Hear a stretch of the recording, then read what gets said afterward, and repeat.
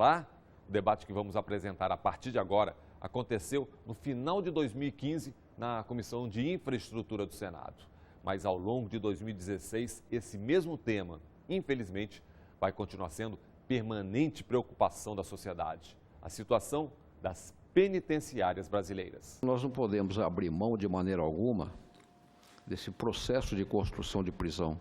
É um mal necessário. Se nós temos 607 mil presos, com certeza esses índices vão continuar aumentando. A prática do dia a dia são os pequeníssimos varejistas, pequenas formigas que estão sendo presas. O crescimento do número de presos no Brasil, presídios de menos, presos de mais, superlotação, o tráfico que leva à prisão, a liberdade por falta de espaço nas cadeias. A discussão está começando.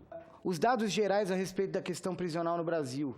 Pelo nosso último levantamento, nós temos 607 mil pessoas privadas de liberdade no Brasil, 27 mil ainda em carceragens da polícia, o que é bastante inadequado, como reconhecido, enfim, pela própria legislação e órgãos internacionais, 580 no sistema penitenciário, em estabelecimentos penais. Como eu disse, esse número aqui é de junho de 2014, poucas pessoas com perfil muito específico de liderança de organização criminosa no sistema penitenciário federal, 376 mil vagas, com um déficit de 230 mil vagas.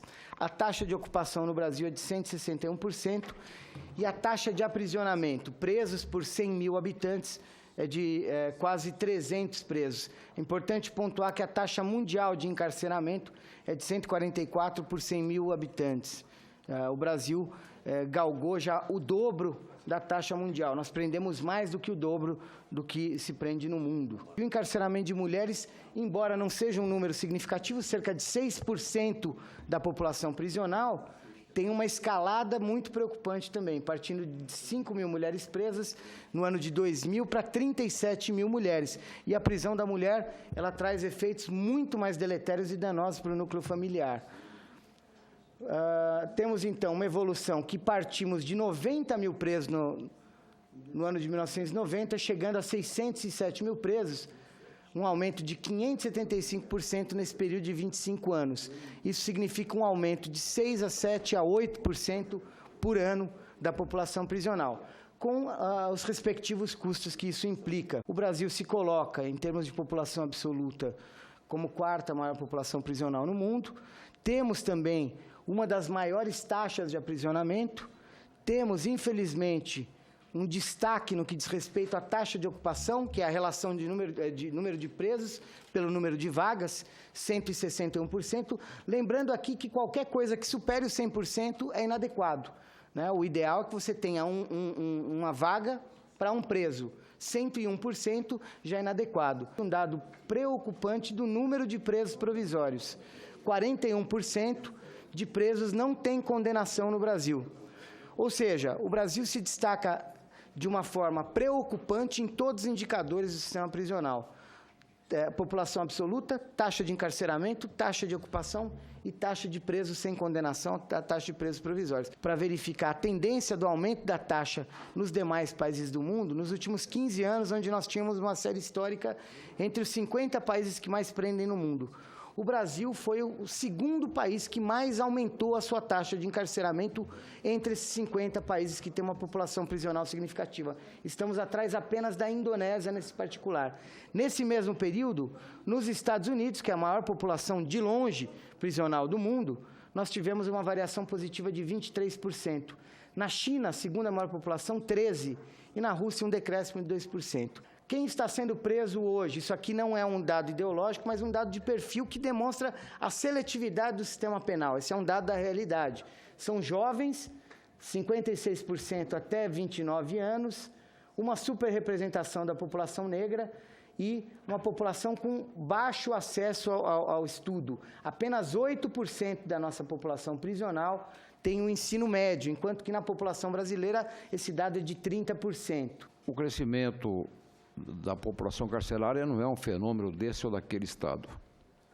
É, na verdade, de todos os estados brasileiros. Puxei a população de São Paulo, fiz uma avaliação dela, o que ela era em 94, portanto há 20 anos atrás, 21 anos atrás, e o que ela é hoje. E, surpreendentemente, chegamos à conclusão de que ela quadriplicou em 20 anos. Então, havia 55 mil presos em São Paulo em 94, hoje há 226.563. Nós percebemos também que o crescimento ele se mostra preocupante nos últimos 4 anos e meio, últimos 4 anos e 10 meses. Em 1º de janeiro de 2011, a população era de 170.800 presos. Hoje está em 226 mil. Se nós dividirmos isso, se nós pegarmos essa contabilidade, quantos presos tem a mais nesse período, nós vamos chegar à conclusão de que em São Paulo tem a mais quase 56 mil presos. E nós devemos lembrar que a segunda população carcerária do país é Minas, com 65 mil presos. Portanto, o crescimento à vida em São Paulo, nos 4 anos e 10 meses, representa quase que a população carcerária mineira. São Paulo tem a maior população carcerária de presos estrangeiros. E a nossa reivindicação junto ao ministro, junto ao presidente, ao diretor-geral do DEPEN, é no sentido de que presos estrangeiros sejam alocados para prisões federais. A nossa preocupação, ou a nossa sugestão, nasce de uma preocupação do próprio preso. Logo que a pessoa estrangeira é presa no país, a primeira coisa que ela perde é o passaporte. A segunda coisa que ela tem é a dificuldade de comunicação no processo de conhecimento. A terceira é o relacionamento do preso aqui no Brasil com a família no país de origem. O quarto, que todas as medidas que têm que ser adotadas quando essa pessoa for embora após o cumprimento da pena, também passa pelas repartições federais. São Paulo tem 2/3 dos presos estrangeiros do país. O que nós temos também, que sempre reivindicamos, nós achamos que os presos condenados exclusivamente pela Justiça Federal devem estar em prisões federais. Esse é o nosso pensamento, porque toda a execução da pena é feita por juiz federal. Se esses presos que são considerados tráfico internacional, quer dizer, ele, em tese, seria um preso de responsabilidade da União, do governo federal, mas eles ficam no Estado. Se nós tirarmos, vamos tirar praticamente 50% da população carcerária do Mato Grosso do Sul. Então, como resolver isso? De 2006 para cá, faremos, com muito orgulho, 10 anos de atuação no sistema penitenciário federal e de gestão direta. Não registramos nenhuma fuga, nenhuma rebelião, nenhum ingresso de celular nos 4 presídios federais que o DEPEN gere nesses últimos 10 anos. Podemos discutir o ingresso dos presos estrangeiros, dos presos federais? A gente está falando aqui, repito, de 3.097 presos pela Justiça Federal. Isso não resolve o problema de 600 mil presos, e 2.778 presos estrangeiros, contando com os 2/3 que estão lá em Itaí, que é, de fato, um problema enorme para o secretário Lorival, né? Podemos pensar, isso teria que envolver uma mudança de lei, uma destinação maior de recursos, talvez do Fundo Nacional para o sistema, porque aí a gente vai passar a gerir não só 4 presídios, provavelmente mais 10, 12 presídios, passaremos a ter 15 presídios. Hoje, o meu agente penitenciário federal, meu técnico, meu especialista penitenciário, eles são treinados para lidar com um regime de contenção individual, em cela individual, de confinamento de 22 horas por dia, um regime, de fato, que envolve uma necessidade de atenção diferenciada para aquelas pessoas que estão lá, que têm um perfil reconhecidamente complicado. Se a gente abre esse leque, eu acho que isso também é uma discussão legítima e colocada, a União teria que passar a gerir também outros estabelecimentos com um perfil de segurança, com parâmetros e procedimentos internos diferentes, inclusive a arquitetura prisional diferente. Isso também tem um custo. Não nos iludamos de que isso se resolve num passo de mágica. Em relação à participação da iniciativa privada na administração de estabelecimentos prisionais? Se São Paulo teve, e qual é a sua avaliação a respeito disso?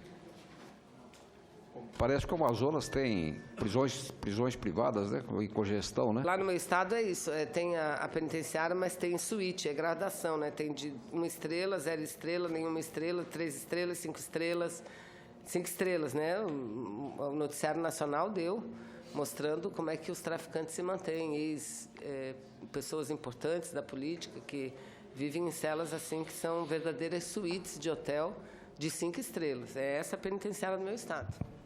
E é esse o sistema de segurança do meu estado. Eu acho que é um caminho, mas é um caminho que tem que ser pensado. Primeiro, pelo alto custo.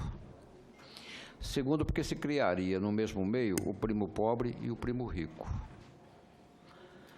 Terceiro, porque eu não vejo a diferença do profissional da empresa privada em termos de qualidade, em relação ao profissional do Estado. Nós tentamos em São Paulo, com 10.500 vagas, seriam 3 sítios, cada sítio com 3.500 vagas. Mas nós tínhamos que construí-las na capital ou na região metropolitana de São Paulo.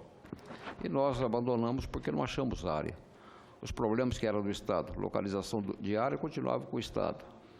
Os problemas que eram de licenciamento ambiental continuava com o Estado. Problema de funcionário praticamente continuava a parte com o Estado, porque a Procuradoria-Geral do Estado não permite que o agente penitenciário seja do privado, tem que ser público.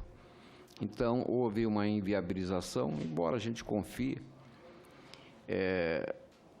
como forma de ajudar, mas não de resolver. Ajudaria porque as prisões seriam construídas muito mais rapidamente, não teria que obedecer aquele rito de concorrência. Há um grande engano. Quando se fala que concorrência para baratear preço é mentira, quase sempre torna o preço mais elevado.